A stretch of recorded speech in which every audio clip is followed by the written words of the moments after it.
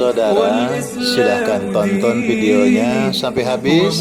Jangan lupa like, subscribe, comment, and share. Itu tidak akan merugikan Anda dan justru akan menambah pahala dan kebaikan bagi Anda. Semangat berbagi. Jauhi sifat sombong. Jauhi kata-kata yang kotor. Sebab sifat sombong itu pernah melekat kepada iblis. Sifat sombong itu sifat yang sulit menerima kebenaran. Sifat sombong itu sifat yang akan menjauhkan kita dari jalan hidayah. Al-kibriya bi tarkil haq wa ghamsun nas. Orang yang memiliki sifat sombong itu, dia akan sulit menerima nasihat dari orang. Kenapa? Karena dia merasa paling benar.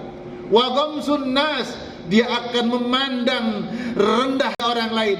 Rasulullah pernah ditegur oleh Allah Subhanahu wa taala ketika kedatangan seorang buta.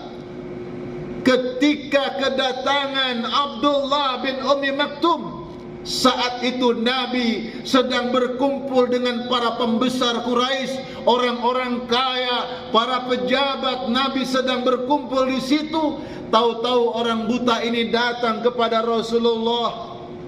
Tetapi apa yang terjadi? Rasulullah bermuka masam, bermuka yang tidak menunjukkan persaudaraan.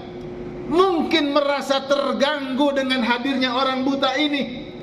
Maka diturunkan oleh Allah surat Abasa wa tawalla an ja'ahul a'ma. Bermuka masam ketika datang seorang buta. Perhatikan saudaraku, orang ini buta tapi Nabi bermuka masam. Ini aja perbuatan yang percuma. Walaupun Nabi bersikap muka masam dengan wajah yang marah, dia buta, tidak akan pernah tahu. Tetapi Allah menegur sikap seperti ini. Lalu bagaimana dengan sifat orang-orang yang mengaku beriman kepada Allah di hadapan orang yang masih sehat matanya, sehat pendengarannya, kemudian kita melakukan sikap yang menyakitinya, yang merendahkannya? Tentu ini sangat besar sekali dosanya. Rasulullah saja bersikap muka masam kepada orang yang buta. Pasti orang buta ini tidak melihatnya, tidak akan tahu dengan apa yang dilakukan oleh Nabi. Tapi Allah yang mengetahui perbuatan itu. Berapa banyak manusia bersembunyi dari tabir-tabir kehidupan agar manusia tidak mengetahuinya. Kemudian dia melakukan perbuatan-perbuatan maksiat. Apakah dikira Allah tidak mengetahuinya? Wa huwa ma'akum aina ma kuntum. Allah tahu dimanapun engkau berada. Allah tahu apa yang kau nampakkan, apa yang kau sembunyikan. Bahkan Allah alimum bizatis sudur, tahu yang tersembunyi di dalam hati kita. Al-kibriya bi tarkil haq wa ghamsun nas, merendahkan manusia. Yang kedua yaitu perkataan yang tidak baik.